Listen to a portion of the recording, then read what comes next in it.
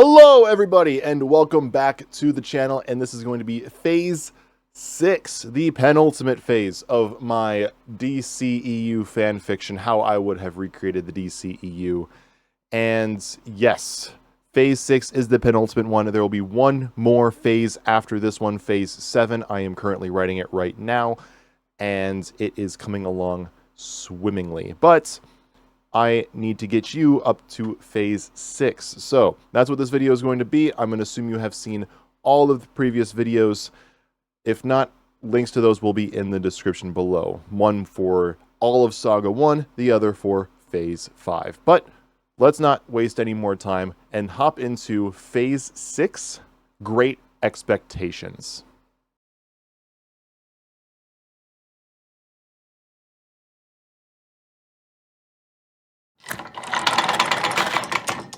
Starting off phase 6 in 2034 is Bat Family Season 2, The Brave and the Bold. This season will be the true start to the Bat Family in a new era, with Batman, now Tim Drake, in his mid-20s or so, and his Robin, Damian Wayne, in his mid-teens or so.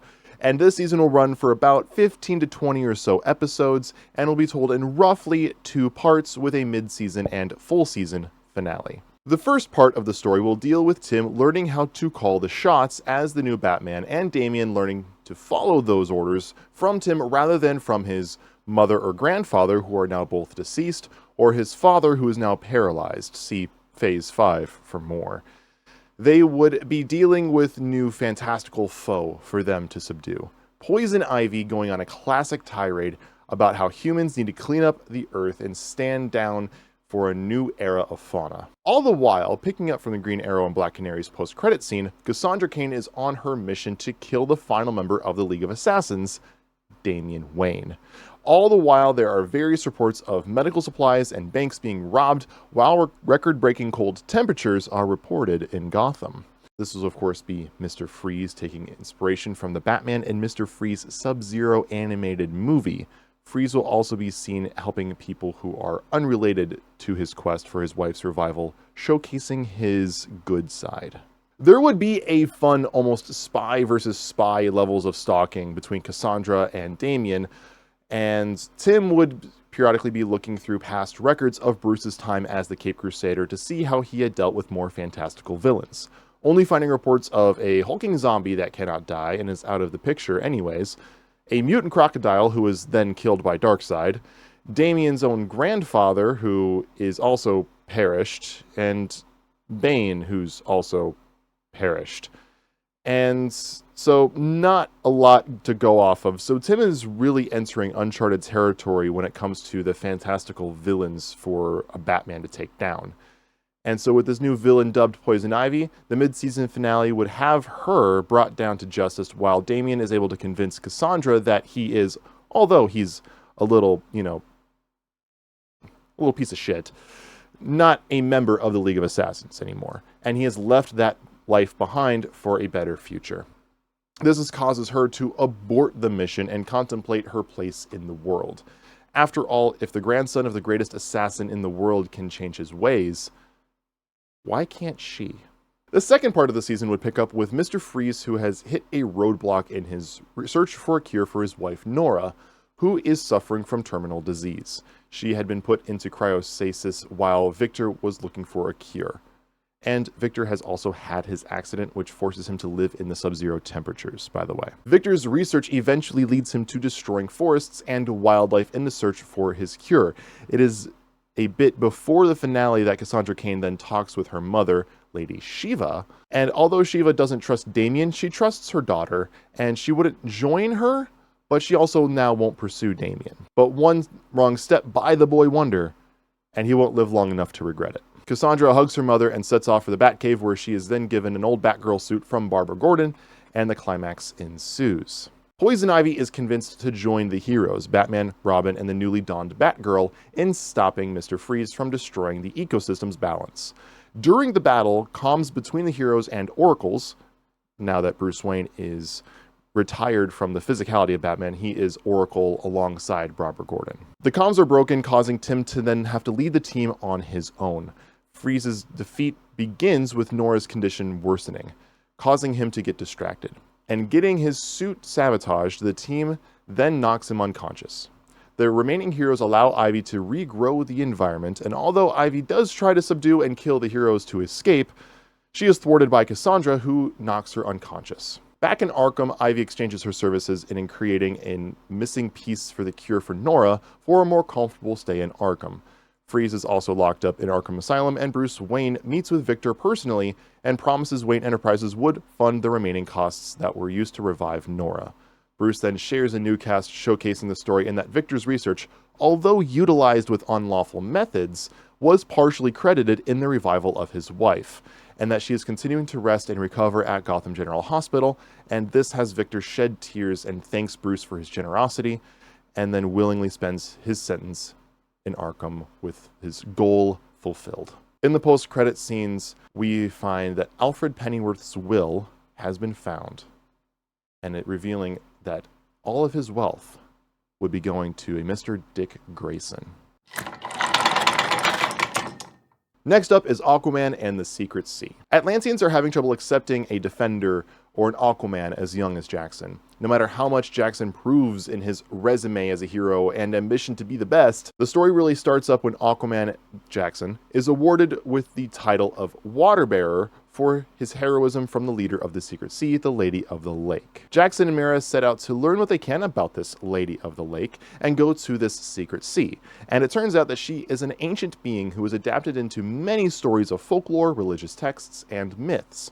She says that she will award Aquaman with the title, like her awarding Arthur, Excalibur. King Arthur, that is, like from, King Arthur pulling the sword from the stone, Excalibur, not Arthur Curry. Though, when she discovers that Jackson is not the same Aquaman that she had heard so much about, she is outraged and begins to attack Jackson and Mira for their deception. Jackson and Mira both escape the Secret Sea and head back for Atlantis, and the lady sends her living weapon, a parasite known as the Thirst, who can absorb the powers of the heroes. Along their way back, Jackson and Mira are attacked by the Thirst, and many of their guards begin to drown as their abilities are taken away from them. Jackson and Mira reuse the idea from Apocalypse to blow up their ship and abandon it and hopefully defeat the Thirst. Jackson and Mira then both decide that the Thirst is too dangerous if it were to make it to Atlantis or Zebel, so they regroup and try to sort this out with the Lady of the Lake and kill her if need be. Worst case scenario then, if they are dead, then the lady should have no reason to attack Atlantis and Zebel. While back in her home, the climax of the movie begins. A battle between Mira, Jackson, the Thirst, and the Lady of the Lake. The Thirst would be draining Jackson of his abilities when Mira tries to save him by drowning the Thirst in oxygen and forcing out all the moisture by manipulating the water around the Thirst. This is aided by Jackson overloading the Thirst with his power, like a battery, and it appears that Mira is too late. And the Lady of the Lake has calmed herself out of the fight by stating that her job is done. Mira then screams at her for misunderstanding and how evil she is when a divine light appears through Jackson. This is done by Nimue, I hope I pronounced that right, another Lady of the Lake who heard the cry by Mira and revives Jackson with his abilities. Then many other lights appear around the duo, which are all the other souls wrongfully drained by the Thirst. Nimue also explains how there are two Ladies of the Lake. We were imbued with the power from the Lords of Order and Chaos as sisters, who will serve, quote, two sides of a coin. The heroes then leave the Secret Sea with the newly revived souls and offer them a place to stay in Atlantis or Zebel. With this new tale and achievement of sacrifice and bravery by Jackson, the Atlanteans and Zebelians, as well as all members of the Oceans, accept Jackson as their new Aquaman. To close out Tales in 34, Donna Troy. After training with the Titans for some time, Donna Troy has requested to live amongst citizens away from metahumans to learn about the world of man, like Diana had suggested. She moves to Boston, where she lives with a host family, Julia Kapatalis, I hope I pronounced this right, that's Greek, it's hard for me to pronounce, and her daughter Vanessa. Donna and Vanessa start their eventual friendship on the wrong foot, because since Vanessa lost her father, she has demanded more from mother's guidance and attention, which is now needing to be shared with Donna. After a short amount of time, though, they get to get along past that and get along great. Upon hearing word of the new Amazon's arrival, Dr. Edgar Sitsko, aka Dr. Psycho, who is imprisoned in the Greater Boston Institute for the Criminally Insane, plans his escape. When Diana was around in the world of man, Dr. Psycho wanted to use her as his vessel for a criminal, quote, masterpiece, although he was swiftly dispatched to do Diana's iron willpower and lasso of truth. Capable of breaking any form of malicious mind control, now he wants to make this new Amazonian's life a living hell. After his escape, Dr. Psycho begins to research and discovers the new Amazon is named Donna Troy and is living with a host family right there in Boston. He begins to plan with sending Vanessa nightmares, causing stress constantly, to help alienate Donna from humanity. After some time, stress is caused on Vanessa to trigger her dormant metagene, which causes her to develop wings, a sonic scream, and a strong silver skin. This transformation causes her to wake up in the middle of the night in horror of herself, and she then runs away as Donna and Julia, her mother, rush into the room and get the smallest glimpse of the newly developed metahuman. She'll be causing a large amount of crime in the next part of the movie under the alias Silver Swan. The next portion of the movie would be Donna scouring for Vanessa, trying to help her, as Vanessa, traumatized by fear and loss, amplified and manipulated by Dr. Psycho. Donna eventually gets a clue from Vanessa that her mind was connected to a powerful telepath and is going into archives and using shots from the news, puts together that Dr. Psycho is the one responsible for Vanessa's condition. As Donna finds Psycho, he admits that he wanted to torture all of the people around Donna for what Diana had done to him, though once he saw the transformation, he decided to double and even triple down on Vanessa, being the vessel for his revenge. This is all said to stall the heroes as Vanessa crashes through the wall and frees Psycho.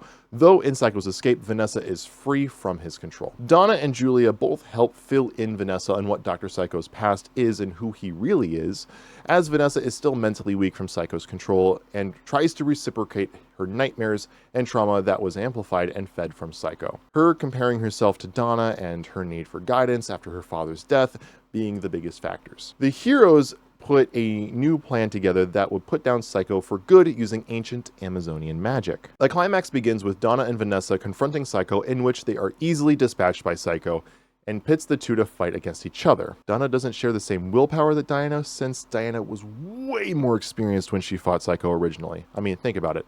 Diana's first moments with the world of man was in World War I. And Donna has just been living in Titan's Tower.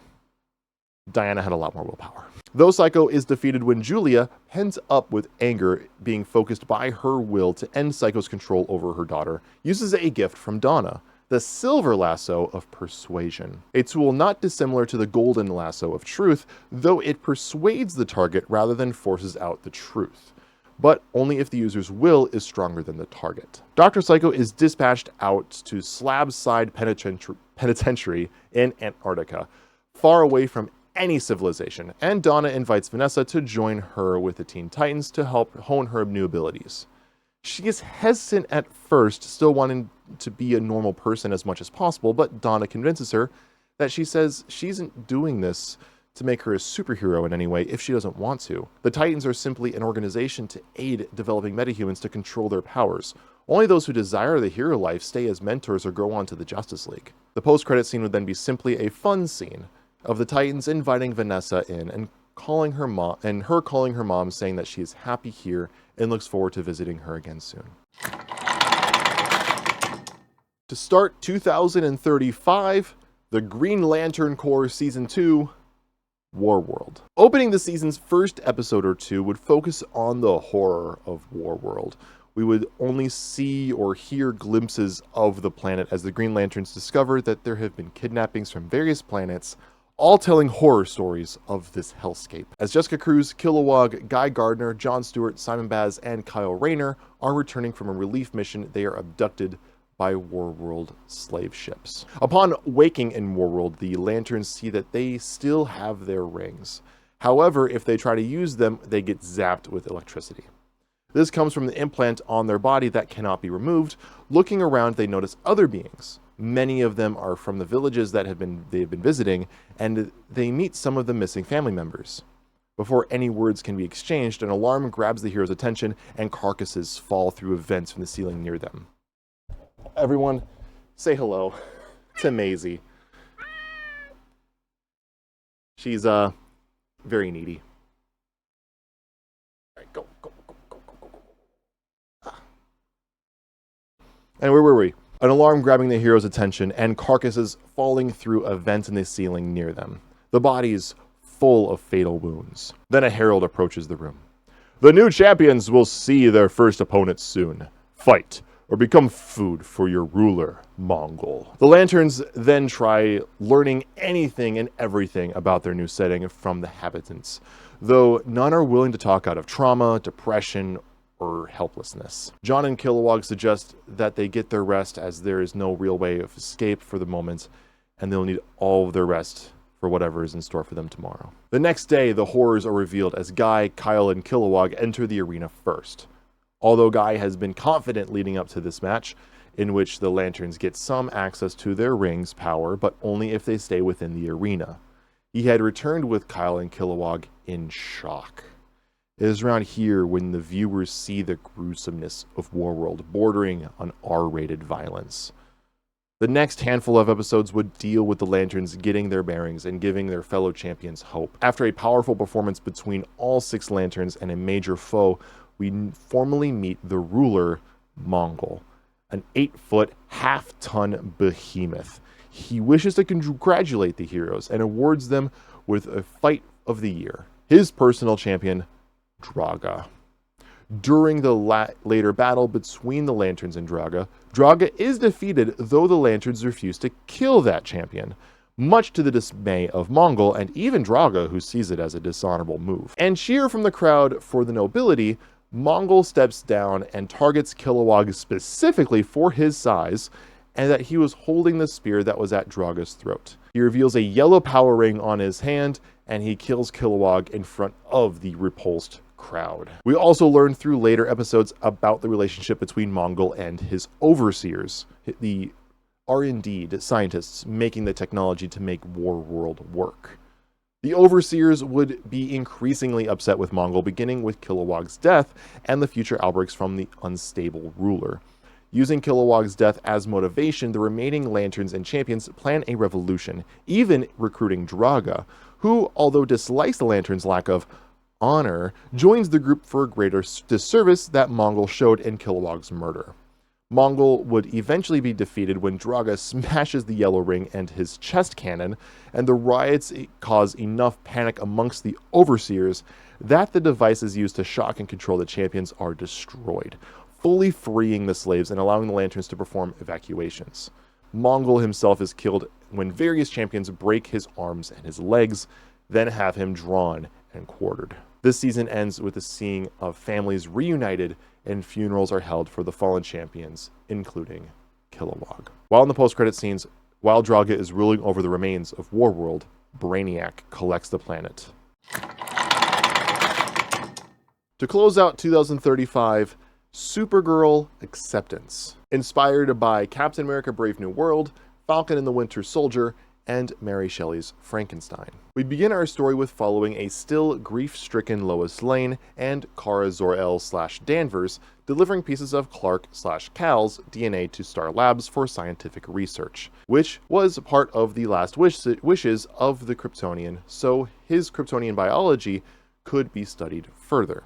Kara continues through the first part of the story, doing the best she can to uphold the image and legacy of her cousin, but she is constantly reminded that she is not him and that humanity doesn't trust her in the same way without him. Meanwhile, back at Star Labs, the head of the research team, Dr. Sidney Happerson, is one of the many folks who believe that Supergirl is never living up to the legend and legacy that was Superman, and in his lack of faith decides to point the direction of their research of the Kryptonian DNA to cloning the Man of Steel under the name Project Changeling. This project fails, however, and in these scientists' mistakes, they create the creature that will be known as Bizarro.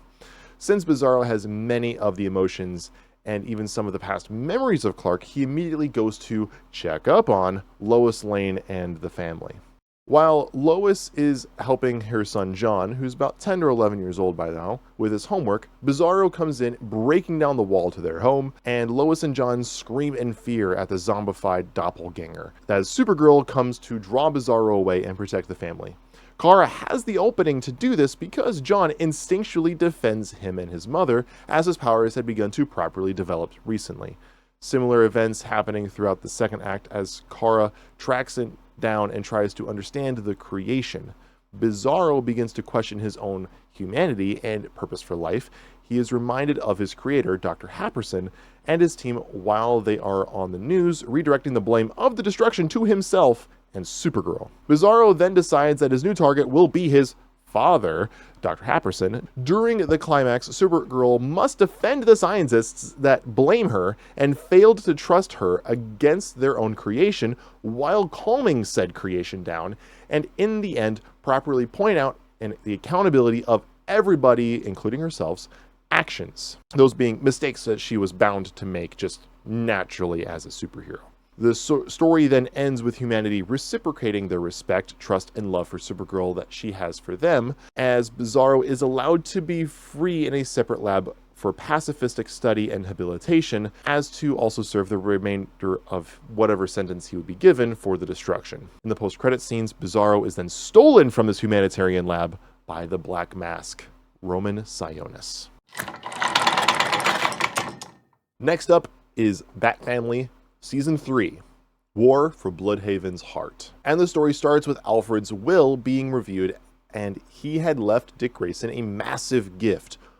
All of the wealth he had built over the years with Wayne Enterprises, so Dick inherits billions. He hears the news with Coriander staying at his apartment in Bloodhaven.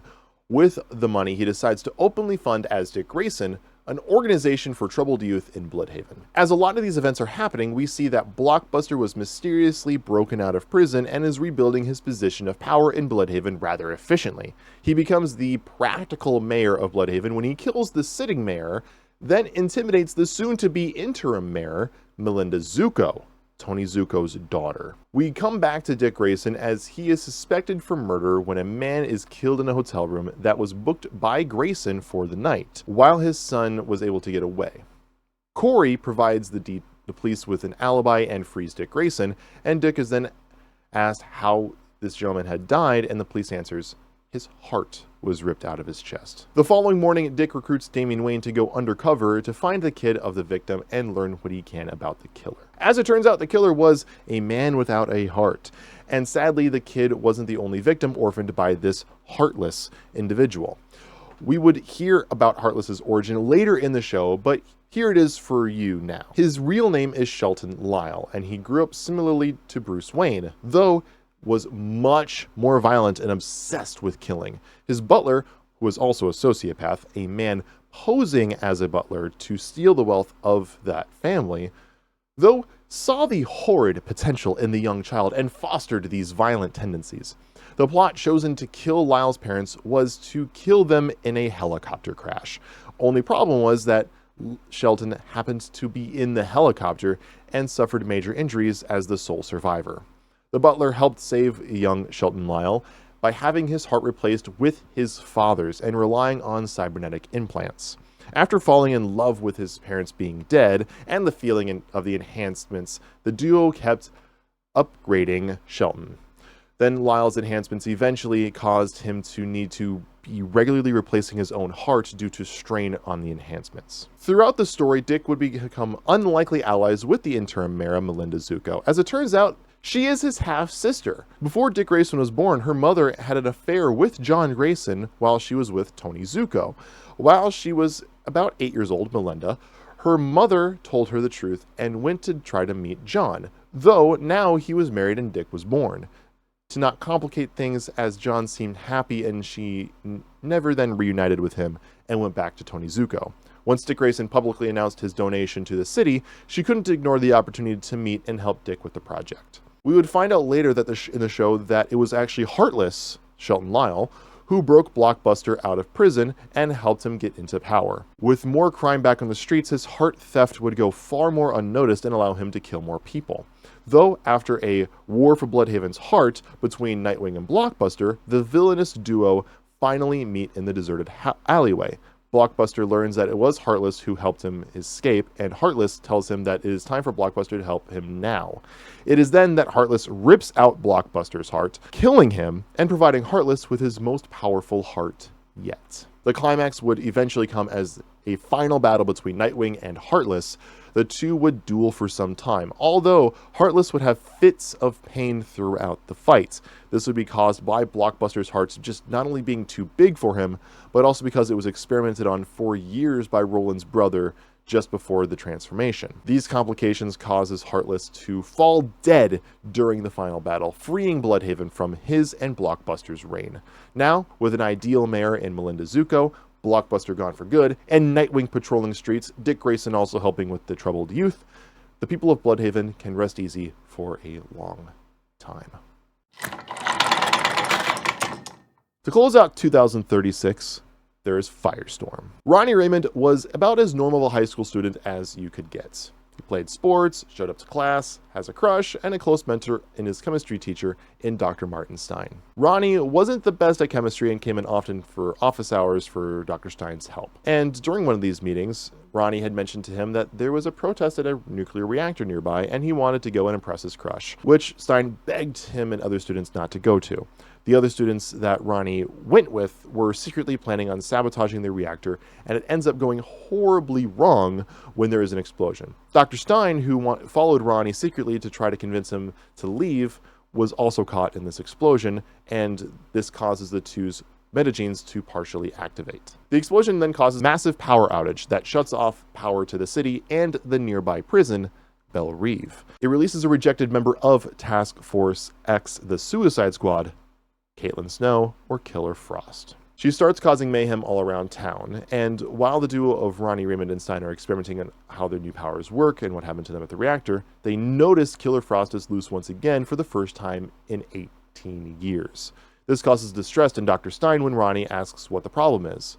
Stein then walks Ronnie through his past before becoming a teacher. Dr. Stein and Caitlin Snow were both scientists at Star Labs when the Hive started attacking, which Caitlin was one of the first people affected by the Hive, having her entire family become workers for Queen Bee. For those who do not remember, Queen Bee and the Hive were the villains of the original first Suicide Squad movie in my Phase 2 fanfiction. In a dramatic attempt to fight back, she and Dr. Stein developed a concoction that would give her the ability to control the cold, which would massively stop the killer bees. Although this plan worked, the two failed in the sense that she would now crave heat and not be able to properly control her powers.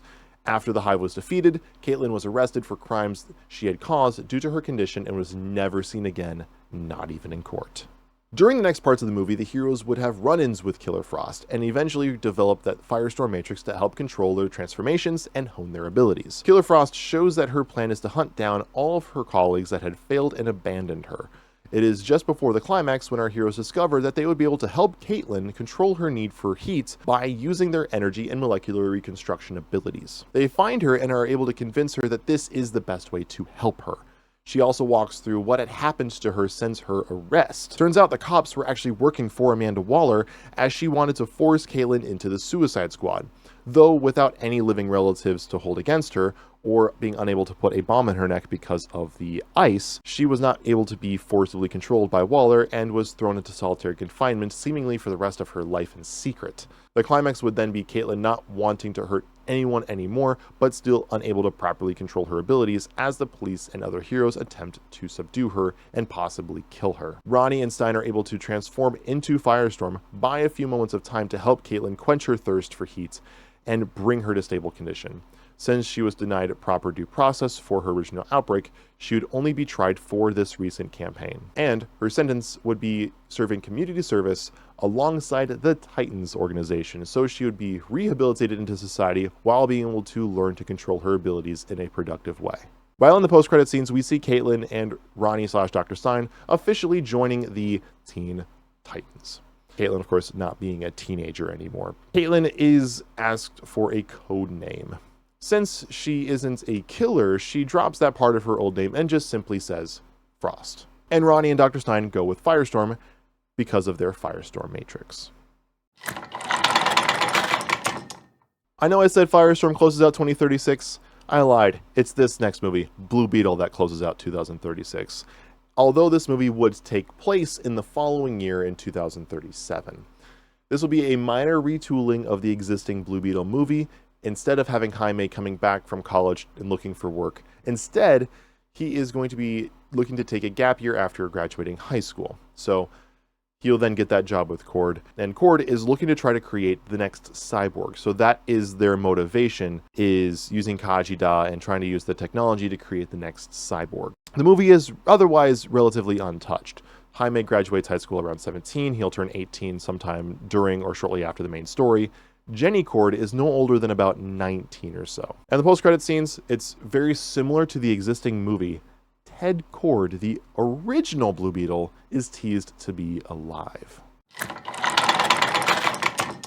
To start off the last year of Phase 6, the Green Lantern Corps, the war against Brainiac. This will be Season 3, and it would begin with the remnants of Warworld being collected by Brainiac. As he is doing this, he sees more of the recent success of the Green Lantern Corps, and decides to set his eyes on the next target, Oa.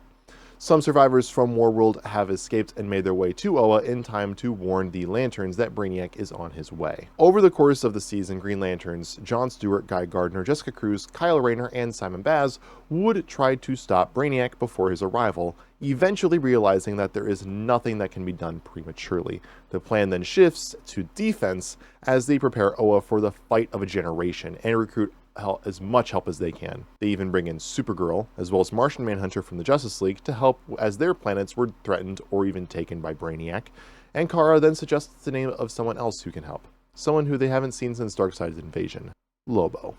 There would be an episode or two dedicated to tracking down the Zarnian, and when we first see him on screen, we would be reminded of his history with flashbacks to his home planet being stolen while he was young. His recruitment scene would be in a bar, and he would be typical Lobo up until when he sees Kara and the Lanterns and hears them mention their plan against Brainiac, and the situation that they are in. Uncharacteristically, Lobo is silent at the mention of Brainiac, almost as if he wants nothing to do with the mission. Then he would stoically reply, "When do we frackin' leave?" Going into the final battle, which would take multiple episodes, by the way, Oa would be taken by the Colonian Collector. Though, in the final battle, the heroes are able to beat Brainiac and release his hold of the planet. And although all of the heroes would get their blows on Brainiac for the damage that he had caused them, it would be Lobo to get the final killing blow. The next project, Booster Gold. Starting our story in the 25th century, we meet Michael Carter, who is a star college quarterback for Gotham University.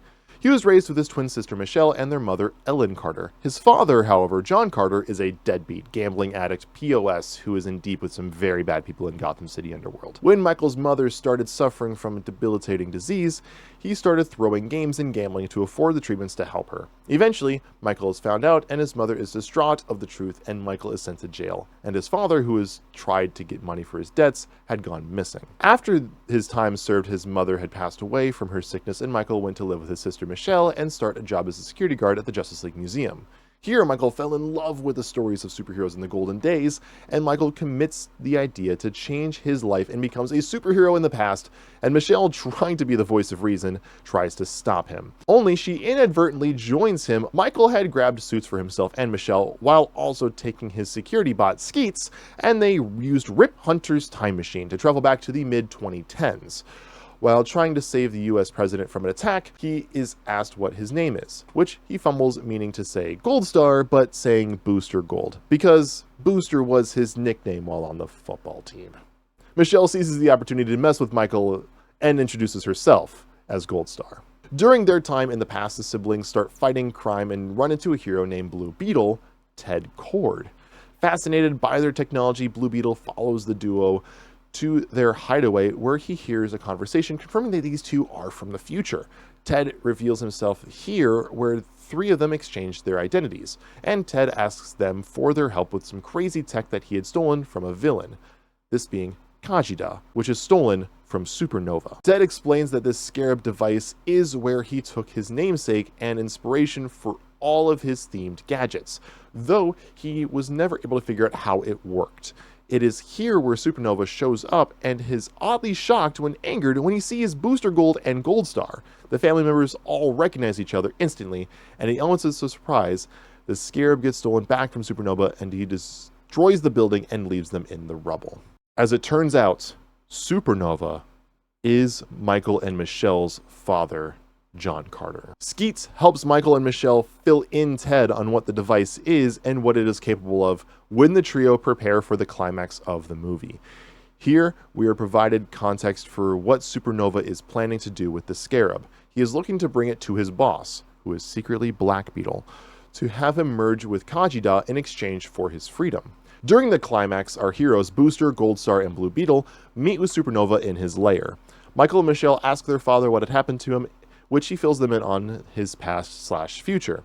He is in horrible gambling debt, and on his road to paying off the mob, he had inadvertently joined the Time Stealers, and became a supervillain, being tasked with getting this Scarab, which would lead to his freedom. The heroes are able to stop Supernova, though in the escape from the collapsing underground lair, Michelle sacrifices herself to save her brother and Ted. In the post-credit scenes, the first one is after the funeral is held for Michelle, Michael and Ted are walking back to their car when they are approached by another time traveler who recruits Booster to help with a mission.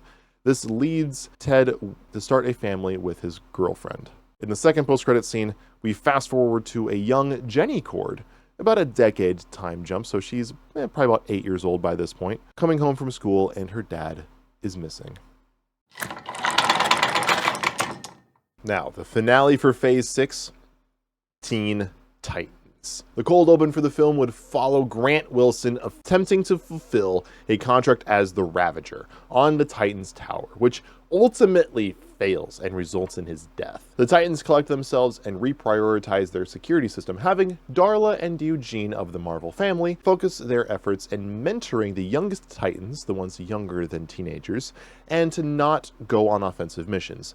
They would be the last line of defense for the tower, and the opening would end with the news of Grant Wilson's death being brought to his father, Slade Wilson, or Deathstroke the Terminator, and he offers to complete his son's contract and kill the Titans. We would learn more about Slade Wilson's backstory through dialogue, but we would learn about his daughter Rose's backstory through flashbacks. She was born to a Cambodian mother named Lillian Worth, nicknamed Sweet Lily, and she had met Slade Wilson while she was on a search and rescue op with the Army. Her father was not aware of Rose's existence until years later when her and her mother nursed Slade after one of his missions.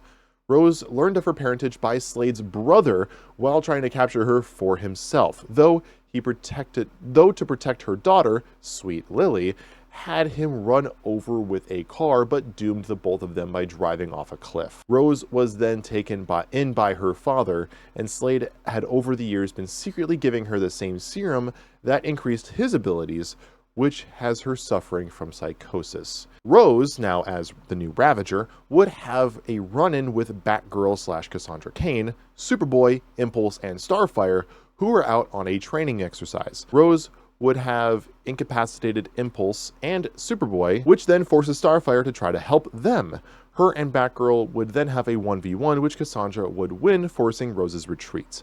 While back in Deathstroke's warehouse, she would be scolded for her failure after a spar with her other half-brother, Joseph. To prove her loyalty to Slade, with delusion from the drugs, she gouges out her eye to emulate her father, and the plan would then be that if Slade's training is not enough, then she would go undercover and learn from the Teen Titans themselves as Rose, not Ravager. She is welcomed hesitantly by Cassandra into the Titans for training using the cover of an orphaned metahuman with advanced reflexes and senses, using elements of her life story as background, involving her mother. Over the time that she is learning and training, mostly with Cassandra, Dick, Damian, and Donna, she notices that she's becoming much more calm and less volatile the longer she is away from her father, obviously due to her not receiving as much of the serum and slowly recovering from psychosis. She slowly starts deciding to trust the Titans more and more than her father in the ways that they treat people around them. Rose returns to her father and pleads with him to spare the Titans after learning of where their hearts as heroes truly lie. And after she learns that there is no way he'll change his mind, she escapes him only long enough to warn the Titans. She is then taken back with him, but only after Deathstroke shoots Nightwing, Starfire, and Beast Boy, narrowly hitting Raven, Frost, and Donna, who escape the harm with their abilities since Slade had lost the element of surprise by that point. A rescue mission is then organized by the remaining members: Raven, Static Shock, Donna Troy, Frost, Robin, that's Damian Wayne, Superboy, Blue Beetle, and Firestorm, Batgirl, and even Arsenal. Superboy and Impulse would be still recovering from Rose's initial attack, and since they are also the youngest and least experienced members of the team, they would actually be asked to stay behind with Darla and Eugene. Prior to the final battle, Joseph would question what is happening to Rose, and Slade would then slice his throat, spewing his blood, and Slade would then spit his disdain for his lack of spine and being the weakest of his 3 children. Deathstroke then would have planned for the arrival of the Titans to rescue Rose, and sets traps to aid him in the climactic battle, which would be epic. Seeing Deathstroke take 1v1s, 1v2s, and even 1v3s as he battles all of the remaining Titans effectively at once. Superboy and Impulse would escape Titan's tower without Darla and Eugene knowing, and when they arrive on the scene of the climax, the heroes recruit them since they are the fastest to rush Joseph off to medical professionals and return to the tower once he is properly taken by doctors. Which, I mean, they would also be in shock at what's happening, so they would very, very gladly take this. What eventually would do Deathstroke in is Jaime, Donna, and Frost would slowly be breaking through Slade's armor piece by piece. Then Static Shock overloads his senses with electricity, rendering his enhanced senses useless, while Firestorm is able to help Damian and Cassandra break Rose's chains. Rose breaks her ties with her father and turns down the offer to join the Titans. After the drugs are cleared from her mind, she suspects that Slade had fed her more lies than she may have initially thought, and decides to take up a search for her mother, who might still be alive. Deathstroke is then sent to high security prison, and Joseph wakes up in a hospital unable to speak. Our wounded heroes from the Attack on Titan's tower wake with minimal injuries, though Nightwing feels immense hatred for Slade for threatening, injuring, and nearly killing his family. In the post-credit scenes, it turns out the man who had contracted Deathstroke to kill the Titans was Vandal Savage, who had escaped his prison in the Justice League Watchtower. And there is Phase 6. So, what did you all think? This is going to be an amazing ending here in Phase 7 when this phase is finally done being written. As of now, I have pretty much most of it written. It's just a couple more projects before getting to the finale. I'm saving the finale to actually be the final thing written. So I've just been brainstorming ideas of how that's going to go, and only got a couple projects left to write before finally getting to that finale. So it is almost done. And so I'm really, really excited. I wanted to hold off on making this video until I was pretty certain how Phase 7 was going to go, because fun fact, Aquaman Secret Sea, originally written for Phase 5, until I wrote a lot more of Phase 6 and thought it fit better here. So, yeah, I'm pretty much writing all of Saga 2 kind of at the same time, and these videos are just coming when I feel like everything's kind of locked. So, yeah, Phase 7 will be coming out relatively soon. I just want to make sure it's all written and it's all nice, polished up, ready to go. That finale is... It's gonna be cool. I'm really, really looking forward to writing it. And that will be the last new phase. I will not write a Phase 8. I do not plan to. There will not be a Saga 3. I do not plan to make a Saga 3. But I am really excited for Phase 7 to come out. I'm really taking my time with it and making sure that it comes out as good as possible while continuing and concluding this fan fiction. So I will say this to kind of tease Phase 7.